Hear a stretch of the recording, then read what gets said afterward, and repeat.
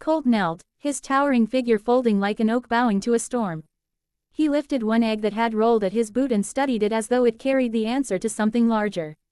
His hat shielded his eyes, but Mercy could feel his gaze examining more than her desperate hands. He saw the dust caked on her dress hem, the cracked skin of her palms, the exhaustion pooling beneath her lashes. Then she felt it. He saw her hunger, not just for food, but for a chance. "These eggs belong to Harmony Creek Ranch," Colt said. "That ranch happens to be mine." A silent pause. "I don't take kindly to thieves." Mercy's throat tightened. Shame wrapped her like a noose. "Please, I didn't come to steal. I came for work. Any work." She dared not breathe. "Punish me if you must. Just, don't take away my chance." Colt stood again, rising like a cliff wall, broad and immovable. "What's your name?" "Mercy Carter." She squared her shoulders, even if they shook. "I ain't afraid to work." Colt stepped back with that egg still pinched in his hand. "Come with me." His tone left no room for refusal. Mercy followed, clutching the eggs like fragile treasure. He led her through wide fields where cattle grazed like ships sailing a grass-green ocean. Workers paused their chores to stare, whispering behind palms. Their looks stung like cactus needles. Disbelief, mockery, suspicion. "Who's the hefty thief? Look at her wobbling behind the boss. She'll eat the herd before winter." Mercy stared straight ahead. Each insult she packed inside her ribs, she'd break later when no one saw. Colt guided her toward a barn large enough to hold a town dance inside. The scent of hay and leather wrapped the air. Horses neighed softly as if greeting their owner. A ranch hand rushed toward Colt. "Boss, is everything." Colt's raised hand silenced him. That power commanded respect without a single angry word. "This girl needs a place." His voice rolled with authority. "She came looking for work." The ranch hand eyed Mercy from head to toe like measuring a sack of grain. "She ain't fit for ranch labor." Mercy flinched before she could steel herself. Her fists tightened. Colt noticed. "Hank, fetch Emma from the cookhouse," Colt ordered. "Tell her we got a new hand, and a guest at my table." Hank looked confused. "Boss." She tried to steal. Colt's sharp gaze cut through the man's doubt. "She hasn't stolen anything yet. Has she?" Mercy shook her head quick. "No, sir." Colt nodded, satisfied. "Good. That means we still owe her supper." Hank hurried away, but Mercy stayed frozen in disbelief. No punishment, no mockery, no guards dragging her off. "You ain't going to turn me in." Her voice trembled. Colt leaned one shoulder against a wooden post, arms crossing like a giant bearing judgment. "If I arrested every hungry soul who did something desperate, I'd be running a prison, not a ranch." His jaw softened. "Besides, I like to see what a person chooses after they get a second chance." Mercy blinked rapidly, fighting tears that had waited too long to fall. Colt gestured toward the barn rail. "Sit, eat those eggs before they crack in your fingers." Mercy sat gently and tapped the eggs open like porcelain, swallowing them raw because hunger erased manners. Colt didn't look away or laugh. He watched with a strange curiosity, gratitude flickering in his gaze like firelight. "You got family around?" he asked. "No." She licked egg from her thumb, embarrassed. "Just me. My folks passed. I been trying to find a place I belong." Colt nodded slowly. That word lingered between them. Belong. Before she could ask more, a woman arrived, Emma, the cookhouse master. Short, wide, eyes sharp like sewing needles. She glanced at Mercy, then gave Colt a questioning brow. Colt answered. "This one stays. Give her a pallet near the cookhouse for now. Work her as you see fit. She will earn her meals." Emma shrugged. "Fine by me." Then she turned to Mercy. "Come along, girl, I'll find you something useful to do." Mercy stood but Colt stopped her with a single sentence that pierced deeper than any insult she'd heard in her life. "No one punishes you here, Mercy. Not while you're under my roof." Her heart almost stumbled. He remembered her name. He remembered her fear. Colt Braddock walked away, his shadow stretching long across dust, like a guardian no one expected for a girl like Mercy Carter. That night, Mercy lay awake on a cot smelling of soap and wood smoke. Outside, the stars glimmered in wild numbers, as if celebrating her survival. She replayed Colt's words until they stitched into her heart like armor. "No one punishes you here." Yet fear whispered. People pretend kindness before they turn cruel. Still, Mercy dared a tiny seed of hope to plant itself inside her chest. The ranch stirred with life at dawn. Emma commanded the kitchen like a queen of pots and pans. Mercy scrubbed floors, peeled potatoes, and fed chickens without a single complaint. Her muscles burned, but she welcomed every ache like proof she belonged. Workers noticed that the fat girl, outran them in effort. They watched her lift heavy sacks without panting, move with determination rather than laziness they once assumed. Murmurs shifted from mockery to curiosity. One afternoon, Mercy carried a water barrel toward the corral when her grip slipped. The barrel rolled, spilling precious water into the thirsty ground. A cruel snicker rose from the cowboys. Clumsy cow, look at her waste the water. Mercy bent to fix her mistake, cheeks burning hot with shame. Before the laughter could grow, a shadow loomed again. Colt. He placed his massive hand on the barrel, lifting it one-handed like a basket of feathers.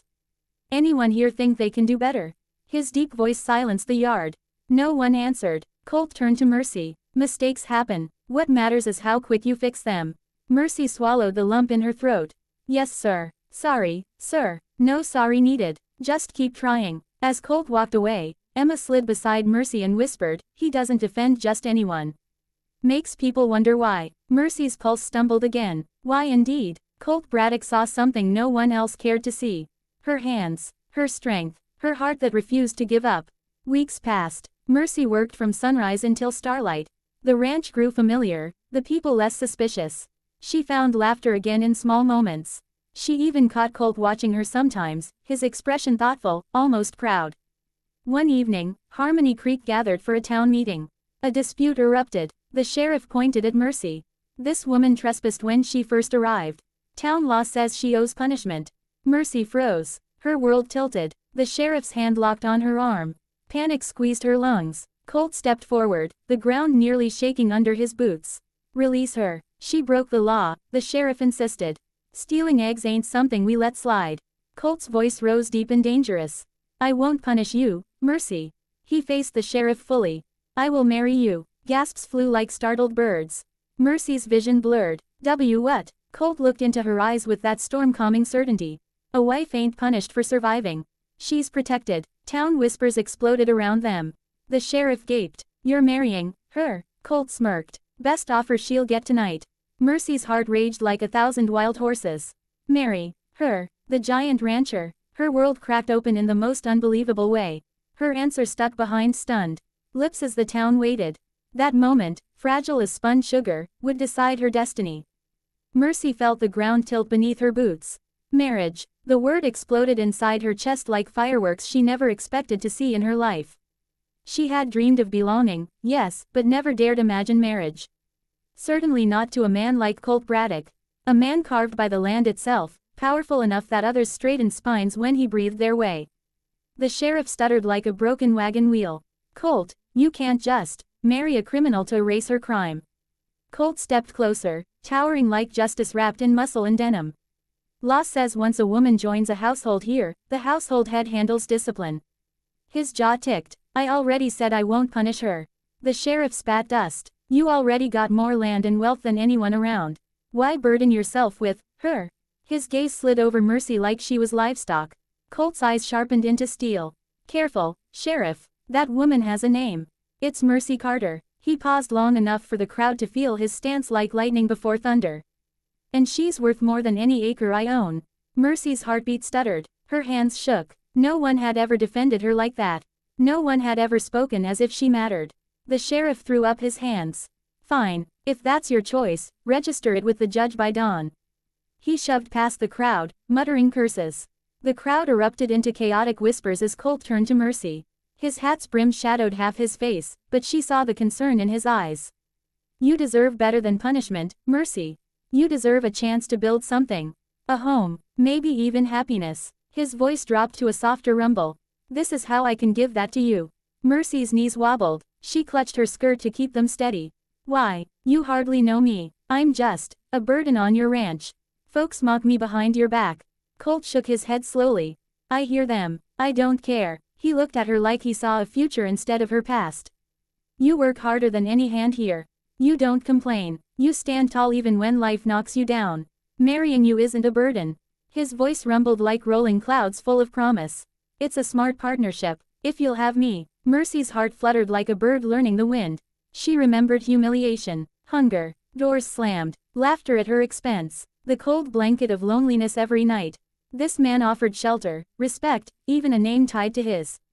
A rancher wife, a place, a life. I don't know how to be a wife, she whispered. Colt chuckled softly, a sound like gravel warming in sunshine. I don't know how to be a husband either. Seems fair we learn together.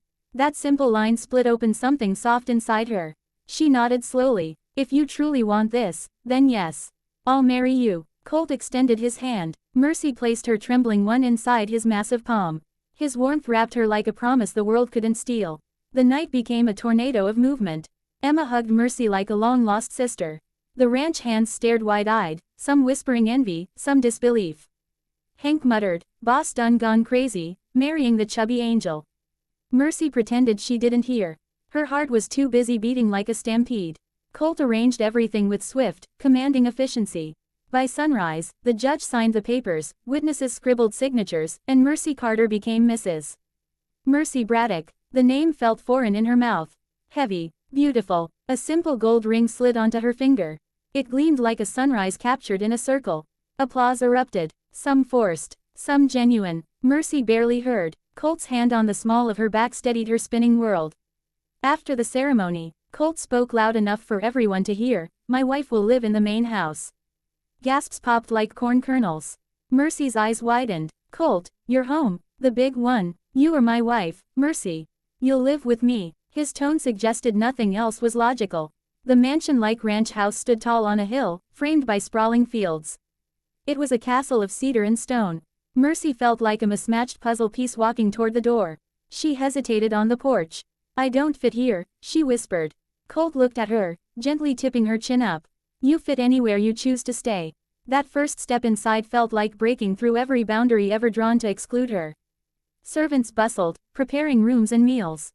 Every eye followed Mercy. Some kind, some sharp. Colt noticed. "Anyone disrespecting my wife will answer to me." His voice boomed like thunder hitting wood. No one dared scoff again. Dinner arrived with roasted beef, potatoes, buttered rolls the size of fists. Mercy's stomach roared with hunger, but she tried to eat politely, tiny bites, terrified of judgment. Colt placed a generous portion in her dish without hesitation. "You work hard, you eat hard. Simple as that." Her laugh, small, nervous, escaped. He smiled at the sound. That night, Colt did not push for closeness. He simply showed her the master bedroom and said, "You take the bed. I'll take the sofa for now. Only move closer when you choose to." Mercy's chest tightened with unexpected safety. She stood in the middle of the room, staring at silk sheets that looked too delicate for her calloused hands. Colt paused at the doorway. "Get some sleep, Mercy. Tomorrow we start building something better." He walked away. She felt the absence like missing sunlight. Mercy lay in the softest bed she had ever touched, staring up at a carved wooden ceiling. Her life had turned upside down faster than a windstorm. She was a rancher's wife now. Protected, seen, valued. The future looked wild and unpredictable, yet she wasn't scared anymore. Not with Colt Braddock beside her. Far beyond the window, the prairie wind carried a secret promise. "This is only the beginning."